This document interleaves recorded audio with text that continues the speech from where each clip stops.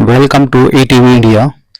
आज हमारे साथ मौजूद हैं सुप्रीम कोर्ट के senior advocate doctor AP Singh ji, और अब बात करेंगे 2024 में जो चुनाव होने जा रहा है उसमें क्या बैलेट पेपर से होना जरूरी है या ईवीएम से। तो सर बताएंगे कि देखिए, चुनाव तो होंगे, अभी ये चीज अब लेट भी है और औचित्य भी नहीं है रहता कि ईवीएम से हो। जैसे होंगे वैसे ही होंगे। ईवीएम भी तब आई थी जब बूथ कैप्चरिंग होने लगी थी, बैलेट के बक्से उठा उठा के भाग रहे थे लोग। एक ही व्यक्ति पकड़ के ठप्पे मार के बक्सा भर देता था। ये सब कुछ ऐसे होता था, ये सब कुछ हुआ। उसके बाद ईवीएम आई, कांग्रेस के शासनकाल में ईवीएम आई। अब विरोध भी हो रहा है कि ईवीएम गलत है। कुछ पढ़े लिखे लोग भी कर रहे हैं, कुछ लोग दूसरी मानसिकता के लोग भी कर रहे हैं विरोध। ये विषय गंभीर हो जाता है कि क्या लोकतंत्र हमारा निष्पक्ष है? क्या हमारा संवैधानिक तरीके से इलेक्शन कमीशन ऑफ इंडिया के द्वारा, इलेक्शन कमीशन ऑफ इंडिया के रास्ते से क्या हम सही चुनावी प्रक्रिया को पूरा कर पा रहे हैं? क्या चुनावी हमारा सिस्टम सही है, तंत्र सही है? तो वो तो आपको इलेक्शन कमीशन ऑफ इंडिया को मजबूत होना पड़ेगा। उसमें ईवीएम या बैलेट की बात नहीं है, बात है इच्छा शक्ति की। सर कुछ लोगों का कहना है कि ईवीएम हटाओ देश बचाओ।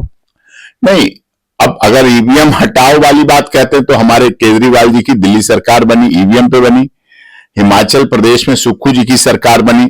हिमाचल प्रदेश तो देवभूमि है, बहुत पवित्र लोग रहते हैं हिमाचल में और देवताओं की भूमि कही जाती है हिमाचल। तो सुक्खू जी बने वहां, तो क्या सुक्खू जी को हटाओ? अब कांग्रेस वहां चुनाव जीती तो साथ में है। कर्नाटक में जीती, तेलंगाना में जीती, ममता बनर्जी है, ममता दीदी जी है, कहां है? पश्चिम बंगाल में है, तो वो जीती। तो पंजाब में केजरीवाल जी दूसरे राज्य की सरकार के बनाने वाले इतनी जल्दी नई पार्टी के नेता हैं और मान साहब मुख्यमंत्री बने। तो क्या इन सबकी सरकारों को हटाया जाएगा इसलिए क्योंकि ईवीएम से बनी है? तो ये भी उचित नहीं है। अब जहां जीत जाए वहां ईवीएम ठीक है, नहीं जीते या लोकसभा में है तो ईवीएम नहीं। अब वो इसलिए भी है क्योंकि देश के गृह मंत्री माननीय अमित शाह जी और माननीय प्रधानमंत्री मोदी जी और भारतीय जनता पार्टी और उनकी गठबंधन के सभी लोग कह चुके हैं। क्या कह चुके हैं? अब की बार मोदी सरकार 400 के पार, ये कह चुके हैं।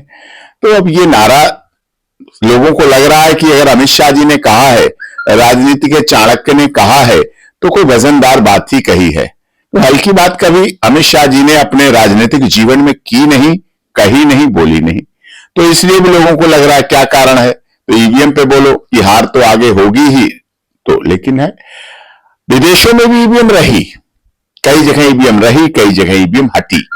ये चर्चा का विषय हो सकता है, लेकिन निष्पक्ष हो, ईवीएम का जो बीपीटी है उसकी सार्थकता रहे, उसकी जांच रहे पूरी तरह से, और उसका जो विषय है, मेन चीज विषय है राजनीति का कि लोकतंत्र हमारा देश की, हम दुनिया के मदर ऑफ डेमोक्रेसी हैं। We are the mother of democracy. हम दुनिया के लोकतंत्र कहे जाते हैं, हम लोकतंत्र की मदर कहे जाते हैं। और दुनिया के मदर लोकतंत्र को कहे जाने का मतलब हमें वो गरिमा भी रखनी है, हमें वो विश्वास भी रखनी है, हमें वो भरोसा भी रखना है, हमें वो अपने संकल्प को भी दृढ़ निश्चित करना है। तो इसके आधार पर इस देश में गुवाहाटी से चौपाटी, कन्याकुमारी से कश्मीर तक चुनाव होते हैं, जनरल इलेक्शन होंगे, देश की सबसे बड़ी पंचायत में पूरे देश के लोग पहुंचेंगे। तो वो निष्पक्षता के साथ पहुंचे, गरिमा के साथ पहुंचे, भरोसे के साथ पहुंचे, संवैधानिक रीति रिवाज के साथ पहुंचे, वो होना चाहिए। माननीय सर्वोच्च न्यायालय इस पर सुनेगा और जो भी उचित फैसला होगा निश्चित तौर पर करेगा, क्योंकि हमारी माननीय सर्वोच्च न्यायालय जीवंत भी है, ज्वलंत भी है, जागृत भी है, न गूंगी है, न बहरी है, न अंधी है, देखती भी है, सुनती भी है और समय पर बोलती भी है। और ऐसा बोलती है, जब सुप्रीम कोर्ट बोलती है, हमारी माननीय अदालत सुप्रीम कोर्ट देश की सबसे बड़ी अदालत जब बोलती है तो उसके बोलने को पूरी दुनिया सुनती है। चाहे ट्रिपल तलाक का मामला हुआ, चाहे सेम सेक्स मैरिज में दुनिया के देशों में सेम सेक्स मैरिज लागू हो गई, लेकिन हमारी माननीय सर्वोच्च न्यायालय में हम पेश हुए, बहस हुई, अदालत में कार्रवाई हुई, लेकिन उन्हें सेम सेक्स मैरिज को नहीं मान्यता दी और कहा हमारे विवाह एक परंपरा है, रीति है, रिवाज है। आप वरिष्ठ पत्रकार हैं, आप भी सुप्रीम कोर्ट कवर करते हैं, आपका चैनल भी पूरी दुनिया में देखा जाता है, बौद्धिक चर्चा के लिए माना जाता है, और आप भी देखते हैं सुप्रीम कोर्ट में जब कवर कर रहे होते हैं तो कई ऐसे मामले हुए, चाहे मणिपुर का मामला हुआ, चाहे अभी पंजाब के चंडीगढ़ का मेयर का मामला हुआ। मेयर के चुनाव में अगर सुप्रीम कोर्ट को लगा कि कहीं गलती थी, गलत हुआ, इलेक्शन कमीशन ऑफ इंडिया ने गलत किया, तो सीधे सीधे साफ लफ्जों में, कठोर भाषा में जवाब भी दिया कि ऐसा हम पसंद नहीं करेंगे, हमें अच्छा नहीं लगेगा। तो माननीय सर्वोच्च न्यायालय की भी गरिमा है और भारत सरकार की भी गरिमा है। दुनिया में हम विकसित भारत के रूप में पूरी दुनिया के बादशाह बनने की तरफ बढ़ रहे हैं, तो इसमें निश्चित तौर पर पारदर्शिता होनी चाहिए। जो लोग सवाल कर रहे हैं उन्हें मौका दिया जाए कि लो जी आओ सामने बात कर लो जी, ऐसी क्या बात है। लेकिन फिर वो राज्य सरकारें भी जो चुनी हुई हैं, जो लगातार चुनी जा रही हैं, चाहे साउथ की है, तेलंगाना है, चाहे कर्नाटक है, चाहे हिमाचल है, चाहे वेस्ट बंगाल है, चाहे पंजाब है, चाहे दिल्ली है, चाहे इस तरह की जो भी सरकारें हैं, वो भी सवाल के घेरे में आएंगी।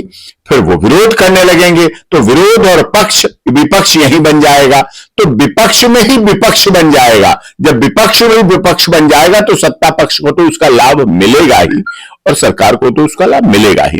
लेकिन हां, हमारे देश के संविधान केवल कोरी किताब नहीं है, अनुच्छेद है, देश की आत्मा है, देश की धड़कन है। हमारे देश का हर व्यक्ति, चाहे नाराई हो चाहे भारतीय है, जब देश की बात करता है, भारत की बात करता है, हिंदुस्तान की बात करता है, भारत माता की जय की बात, तो इस बात के साथ सोचता है कि हां, हमारे देश का संविधान निश्चित तौर पर उसकी मान्यता हो, उसका कार्यपालन हो और माननीय सर्वोच्च न्यायालय भी समय समय पर जागृत अवस्था में पूरी तरह से निर्णय दे, जिससे हमारे देश के लोगों का, सभी का भला हो सके। हर व्यक्ति सुप्रीम कोर्ट नहीं आ सकता, लेकिन आपके